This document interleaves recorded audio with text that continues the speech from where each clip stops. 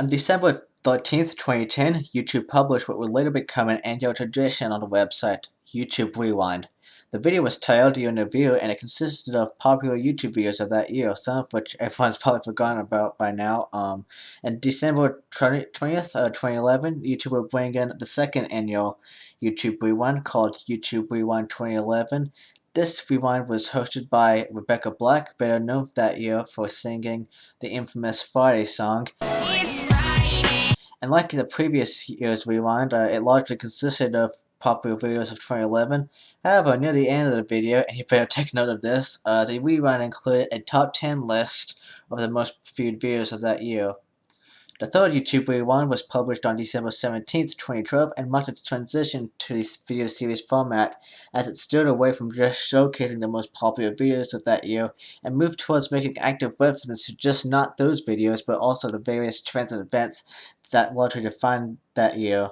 The rewind was titled Rewind YouTube Style 2012, and if you can't really tell by the title, had Psy's Gangnam Style as its main soundtrack.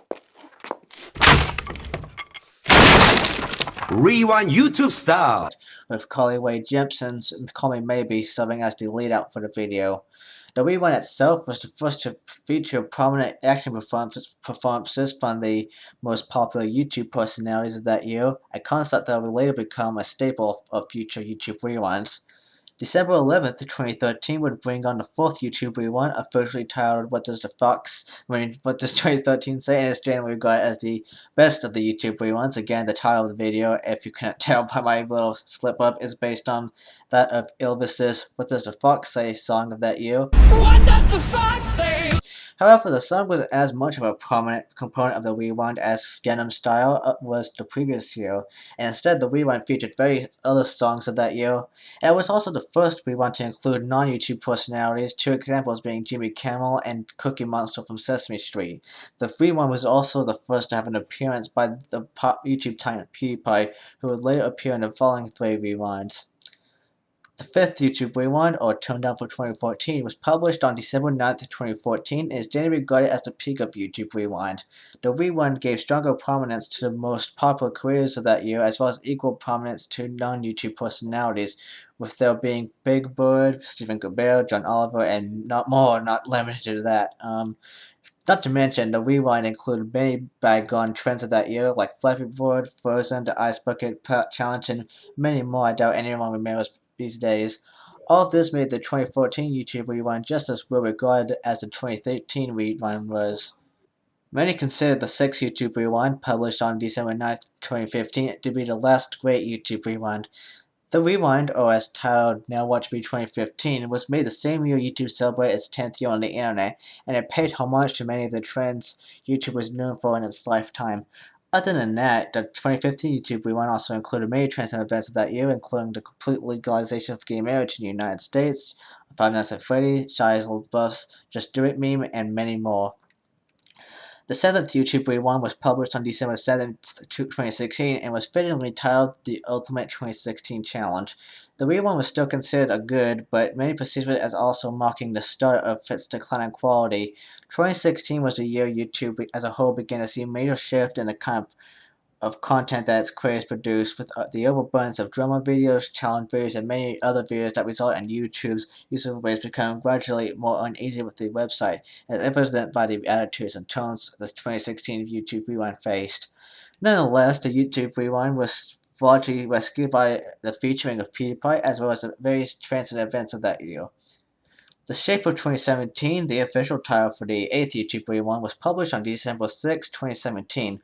With the nature of YouTube radically changing throughout the year, though too much to count for as a matter of fact, the Rewind was largely marred by controversies the website was facing around that time. If not that, it was also largely noted for lacking any recognizable YouTube personnel, so even personnel that were not popular amongst the user's user base. Not to mention the seeming overprominence of non-YouTube personalities, with everything else being compounded with the lacking of PewDiePie in the Rewind.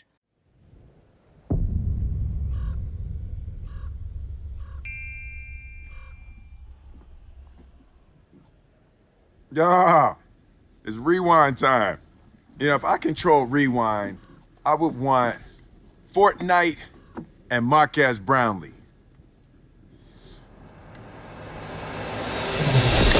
And then all heck broke loose with the publishing of the 9th YouTube Rewind on December 6, 2018, which was unfortunately titled Everyone Controls Rewind.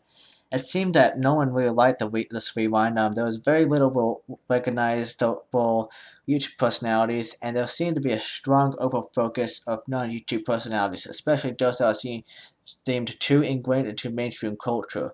Only worsening its problems was the oversaturation of certain trends that year, such as Fortnite and Baby Shark, and the fact that the rewind seemed to be a little too preachy about certain subjects. All of this combined into one made the 2018 YouTube Rewind widely considered to be the worst of any of them. December 5th, 2019 would thus bring in the more inoffensive 10th YouTube Rewind, titled For the Record.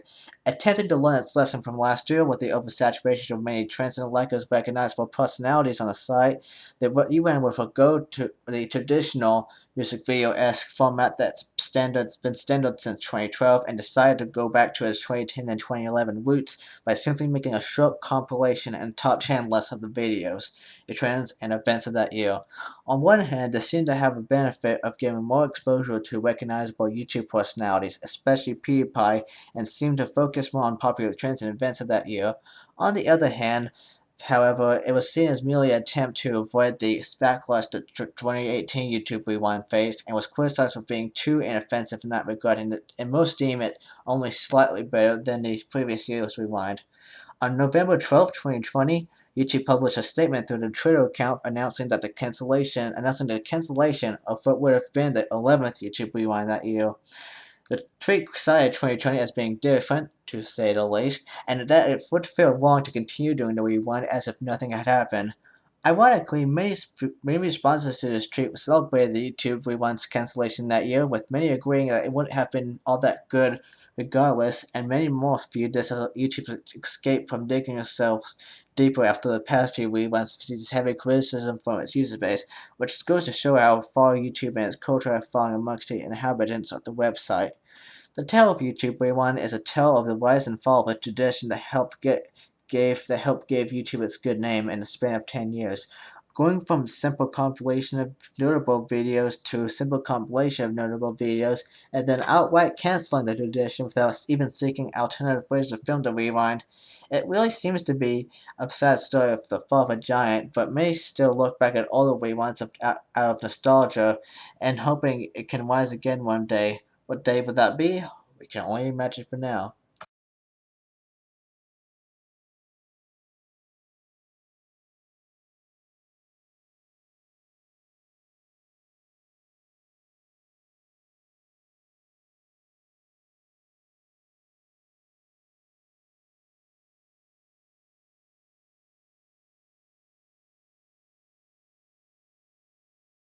So that's our sad one.